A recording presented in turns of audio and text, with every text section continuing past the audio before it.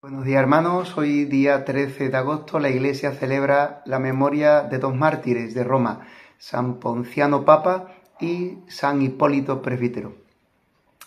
En esta fiesta, mientras que Ponciano fue elegido Papa en el año 230, celebramos también la memoria de un presbítero que se le opuso como antipapa, porque consideraba que Ponciano no era verdadero sucesor de Pedro, mientras que él sí se consideraba a sí mismo verdadero defensor de la fe católica, la revelación cristiana.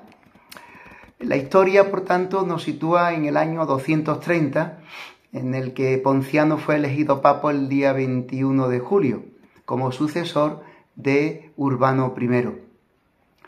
Pero Ponciano, entre otros problemas de la comunidad cristiana de aquel entonces, se encuentra con el problema de un obispo cismático, un pastor, un presbítero que se había separado del papa anterior y también del papa Calixto, que no lo reconocía como papa, y junto con unos fieles, al separarse de la iglesia, forma una pequeña comunidad cismática, siendo estos fieles los que elegirán a Hipólito como sucesor de Pedro.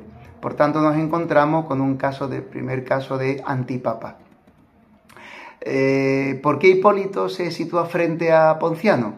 Pues porque lo consideraba débil a la hora de defender la verdadera fe católica y de enfrentarse sobre todo a los lapsi, que eran aquellos hermanos que ante el miedo a la muerte, ante la persecución, cedían a las imposiciones de adoración al culto idolátrico romano, al culto al César y otras situaciones que le hacían renunciar a la fe, aunque después, arrepentidos, volvían de nuevo y eran acogidos en la comunidad cristiana.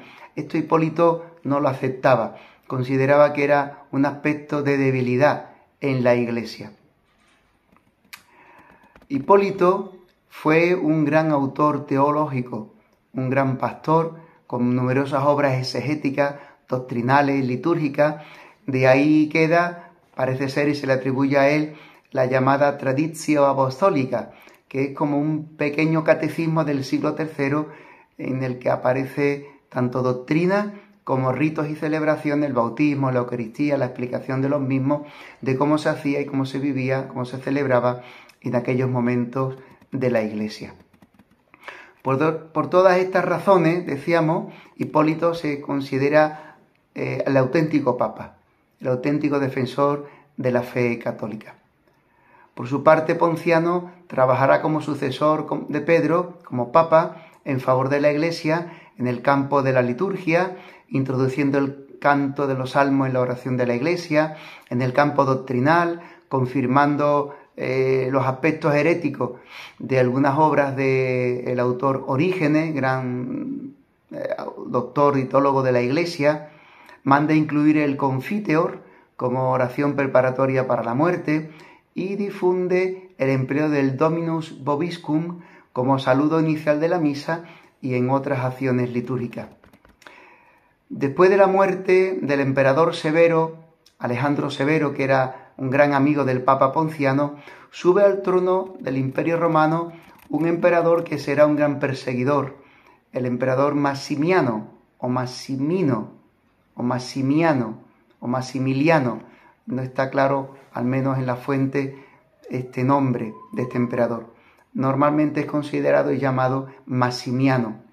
Él se declara opositor y perseguidor de los fieles cristianos y de la fe católica, porque los considera como un mal de la sociedad.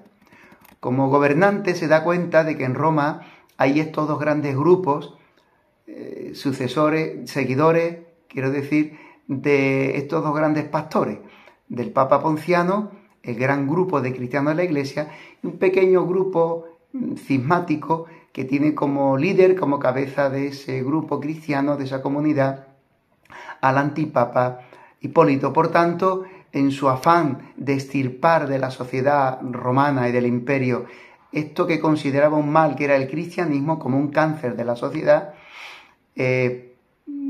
apresan a estos dos pastores, a estos dos líderes de la Iglesia católica, y los destierra al exilio y a duros trabajos forzados en la isla de Cerdeña, en las minas, que tan insalubres eran para la salud de los que sufrían estos trabajos forzados. Allí la Divina Providencia, prepara el terreno para que Hipólito se pueda reconciliar con la Iglesia. Y allí mismo, habiendo visto el gesto de renuncia del Papa Ponciano por amor a la Iglesia, porque viéndose ya los días próximos de su martirio, consideraba no hacer un bien a la Iglesia si en su muerte quedaba un vacío de gobierno pastoral, Ponciano decide renunciar. Es el primer caso de renuncia como papa dentro de la historia de la Iglesia católica. Al ver este gesto de humildad, también Hipólito renunciará a ser para él verdadero papa, a ser el antipapa. Ambos dejan ese servicio de pontificado, llamémoslo así, y al reconciliarse y al renunciar al pontificado, eligen un nuevo papa para que no quede vacante la sede de Pedro. Ellos serán martirizados poco a poco. La vida insalubre de las minas irá matando a Ponciano poco a poco. Según la tradición, los dos murieron apaleados en el 235. Después, sus cuerpos serán trasladados a Roma por el Papa San Fabián, y en la catacumba del cementerio de San Calixto será enterrado Ponciano, mientras que en el cementerio antiguo y famoso de Roma llamado Campo Verano, pues será sepultado en la vía Tiburtina los restos del presbítero y mártir Hipólito. ¡Feliz día de San Ponciano y San Hipólito, hermanos!